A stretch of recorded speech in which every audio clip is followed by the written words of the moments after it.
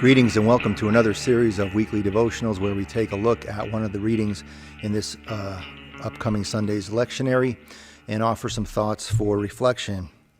This week we are going to look at some verses in Psalm 51. I've been involved over the past year in some racial justice work in the conference, and it's been interesting. My eyes have been opened in some ways.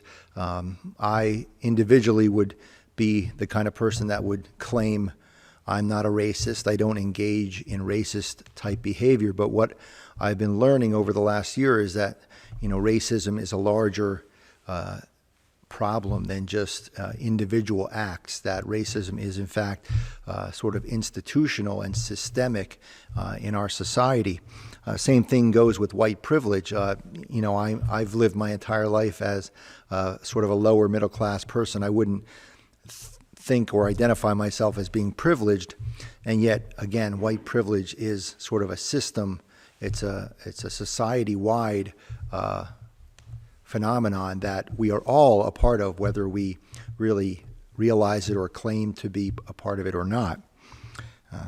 I mention this because I think the same thing is true of the topic that Psalm 51 deals with. I'll read just the opening verses. The psalmist writes, "Have mercy on me, O God, according to your steadfast love. According to your abundant mercy, blot out my transgressions. Wash me thoroughly from my iniquity and cleanse me from my sin. For I know my transgressions, and my sin is ever before you."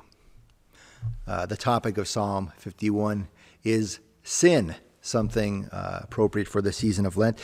And I think that we normally think of sin, the way we think maybe of racism or privilege, in terms of individuality, in terms of individual sins. I know as a kid I would go to confession at church and I would have to list all of the individual sins that I committed. And I think sometimes that can cause a bit of problems. We tend to sometimes as people of faith, as Christians, judge others as being more sinful than us, or we sort of condemn or blame people for their individual sins.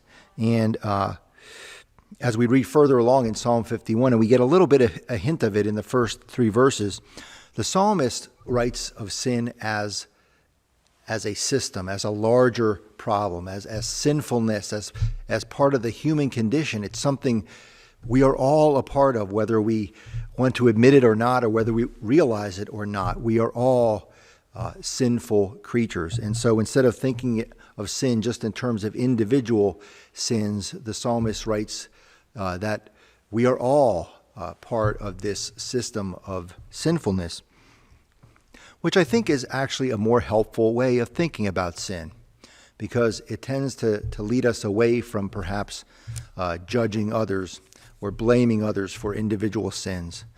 But that acknowledgement that we're all part of this issue, we're all part of this condition, means I think that we're all in this together, and leads us perhaps to a more helpful response, a more helpful way of thinking about the nature of sin and sinfulness in our society. Amen.